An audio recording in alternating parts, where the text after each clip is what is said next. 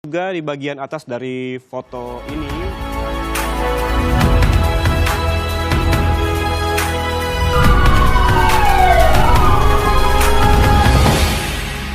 yaitu layanan kesehatan kritis, saatnya perketat pembatasan. Di sini sebanyak 102 dokter meninggal dunia akibat COVID-19 dan ribuan lainnya terinfeksi virus corona. Saatnya pembatasan sosial kembali diperketat dan mengatasi penyebaran penyakit ini atau COVID-19. Dan saudara, data Ikatan Dokter Indonesia pada Senin 31 Agustus menunjukkan ada 2 dokter lagi yang meninggal karena COVID-19, yaitu Eli Zaini dari Padang Sidempuan, Sumatera Utara, dan Bawono Hasan dari Jakarta. Dengan penambahan ini sedikitnya ada 102 dokter yang meninggal karena COVID-19. Sementara dokter gigi yang meninggal menjadi 9 orang dan perawat sedikitnya ada 68 orang. Dan berikut ini kami hadirkan informasi terkait layanan kesehatan kritis di mana lebih dari 100 dokter meninggal dunia setelah terpapar virus corona.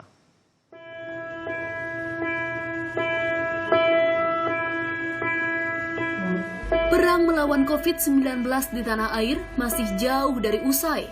Jumlah tenaga kesehatan yang menjadi korban justru bertambah.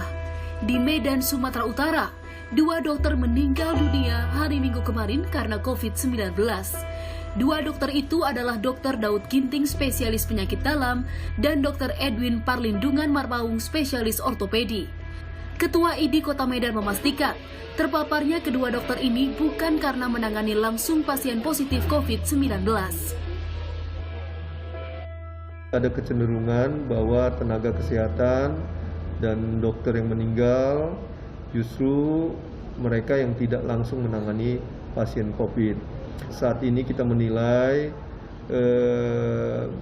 potensi penyebarannya semakin agresif hari demi hari. Karena kita dapat laporan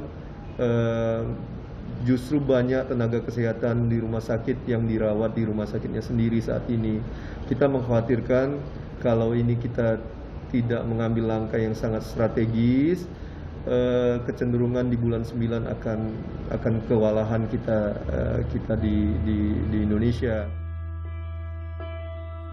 Dengan meninggalnya 2 dokter dalam 1 hari, maka sudah 10 dokter di Medan yang meninggal akibat COVID-19. Namun jika dilihat secara nasional, dari data pengurus besar Ikatan Dokter Indonesia, angka kematian para dokter telah menyentuh 100 orang. Kondisi yang tak kalah miris juga terjadi di Aceh.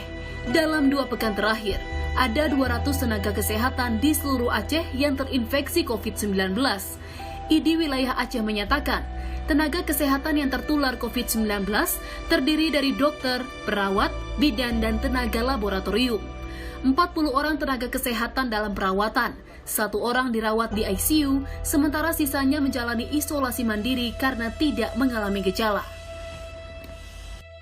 Mencapai 200-an orang lebih yang kemudian terkonfirmasi positif. Dan setengah diantaranya adalah dokter. Sisanya adalah para perawat, bidan, dan lain-lain seperti yang saya sampaikan tadi. Tentu saja tidak semua dari mereka dalam kondisi berat. Bahkan kebanyakan adalah orang yang tanpa gejala atau asimptomatis. Kalau dulu kita sebut sebagai OTG. Dan mereka sedang melaksanakan isolasi mandiri. Bahkan sebagian besar sudah selesai dan sudah bekerja lagi. ID Aceh pun meminta rumah sakit dan pemerintah membuat kebijakan melindungi tenaga kesehatan di rumah sakit. Pasalnya, meski kekurangan tenaga kesehatan, pelayanan kepada pasien harus tetap berlangsung.